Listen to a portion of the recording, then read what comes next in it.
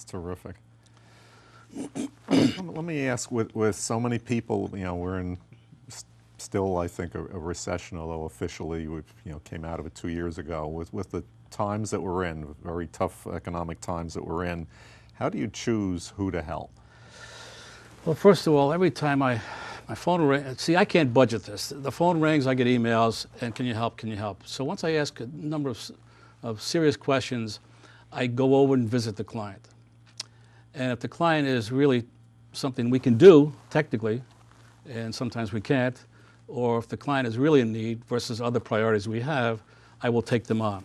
But I do have to say no, because we have just limited resources, and we don't have the capabilities of doing everything for everyone. We do have to turn people down, which is the toughest part of this job. We hate to turn anyone down, but because we pay for everything from the materials on up, we can't do it for everyone. So we turn people down, but we try to do as much as we can for everyone when it's possible, but it's not always possible. And so turning people down is a very difficult thing for me to do. Yeah. Now, do you take one on at a time, or do you multitask, or does it depend on what the situations are? I do multitask, because there are some things I can do myself. I can do some smaller things, but when I have to get a contractor involved, or two or three, then it's kind of, I focus on that. Like, we do home makeovers. Home makeovers is a 1 month, 2 month job. That's totally focused on the makeover. We've done 3 since 2010 or 9, 10, 11.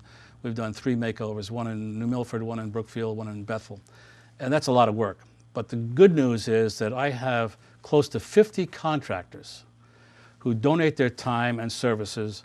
As long as we have the finances to cover the materials, we can do just about any job. So if there are contractors listening out there, and if you want to sign on to us to help, the benefit for you is that as a contractor, I then put together a list that I have every month, and I send it out to the 2,100 people who listen to what we do and follow us.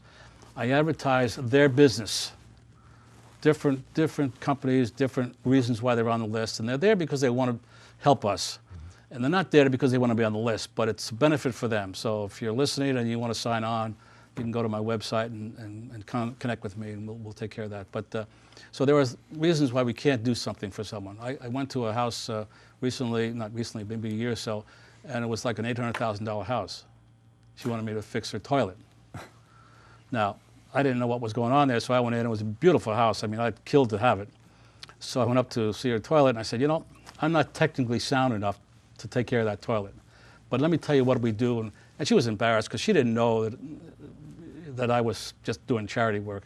See, we're not on the phone book. I have a decal on my car that doesn't have a phone number. No one can contact me unless they really know us, so we try to protect against that, but that was kind of a funny one that we just didn't want to handle. Now, I'm going to ask you about some recognition that you've received lately, and I'd like you to tell us, the viewers, a little bit about your NBC Nightly news. But before I do that, I have a list here of some of the accolades you've received over the years, and I'm not sure if this is the first one, but the first one on my list here goes back to 2000, Brookfield Rotary Club's Volunteer of the Year. Then in 2002, a Treasurer's Award from state of Connecticut by Jody Rell. Knights of Columbus, 2004, 2006, United Way. I mean, the list, I'm not even touching half of it. One that I find very interesting, in 2009, you came in second on the Ultimate Volunteer Contest on The View. That's fantastic. This is nationwide. Top 10 nationwide. That's just amazing and terrific. But tell us, as I started, talking about the nightly news with Brian Williams, tell us about that experience.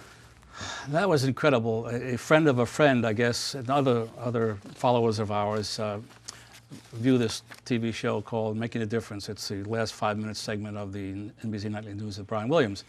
And they submitted our names, because I never submit my names for any of those awards that you mentioned. It's other people doing it beyond what I know. And they wanted to come and video some action shots of an event. This was in February of that particular year. And I said, great, but I can't create a job, a makeover, just so you can come do the TV. but we have this rake and bake program, and, at the end of the year, November, second Saturday of November, and he said, great, we'll be there. So I just dropped it, and June came, and he gave me another email. He says, we're still on, right? I said, yep. And October came, we're still on, yeah. I said, a lot depends on the weather, because we've been snowed out before, and we've been rained on a lot, but so they had a crew come, and they did a TV piece on us, and they started with the Brook in Brookfield, and it was great coverage. It was an amazing situation because it was national. The day I got, that evening I got back and the phone was ringing off the hook from Florida, from California, from Vermont. Do you come out here? And I said, you don't have leaves in Florida. I mean, why would I? But they want to do handyman stuff, and we'd like to open one up in our place, and Rhode Island, and like in Chicago. And I said, great. So a lot of them just fell by the wayside. But the two people, one in Florida and one in Philadelphia, they wanted me to come out there and talk to them about it. So, but so it got a great national recognition. We had a few donors from it. So that was good. That's great. Also, I'm very impressed with.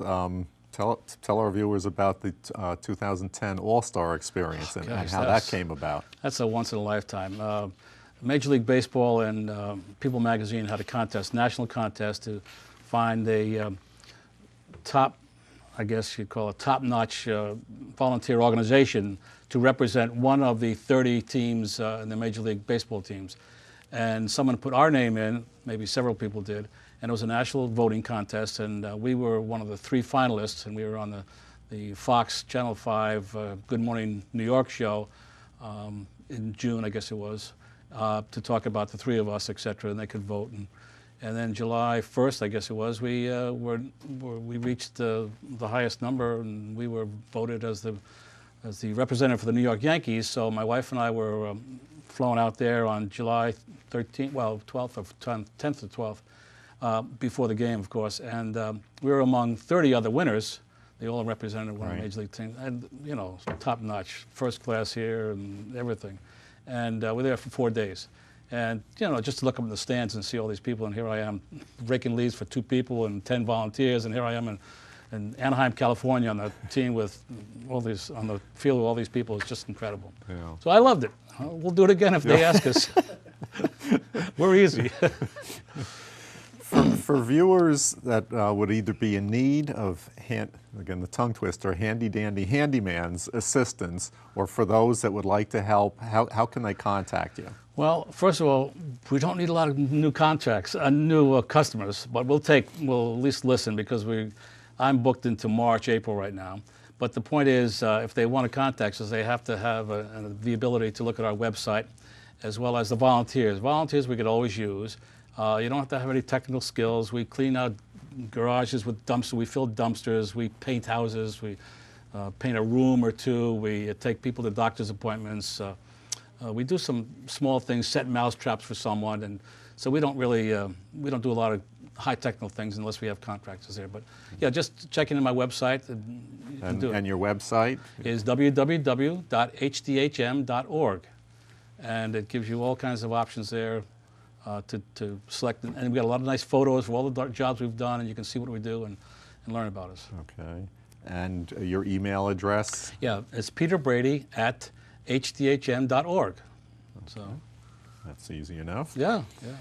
And we're getting close to the end of the show. Is there any one last thing you'd like to leave with our viewers? Yeah, if you have a thought and you think it's a good idea, toss it around with other people, see if it's something that can work.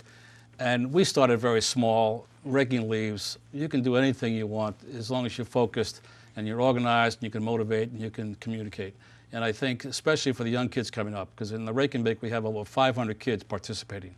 And they're our next leaders and maybe the next boss man of HDHM, who knows, whenever that is. So when I retire, then they can take over, but not right now because I'm in the prime of my life. Good. But anyway, yeah, I would just say go with your thought, and I did, and it worked. Great. Okay. Well, Peter, thank you very much for appearing on the show. It was great to have you as a guest. Great to be here. And we're going to wrap up our show right now. Again, thanking Peter Brady, the boss man, the man of the year, a real humanitarian. I'd also like to remind our viewers of our air dates on Charter Channel 21 and they're Mondays at 4:30 and Thursdays at 7 p.m.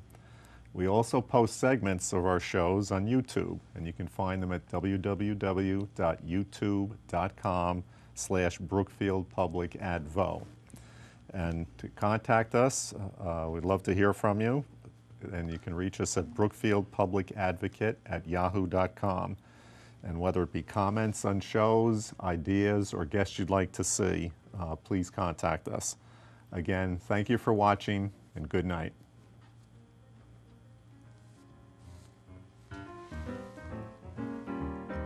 See how fast the time goes.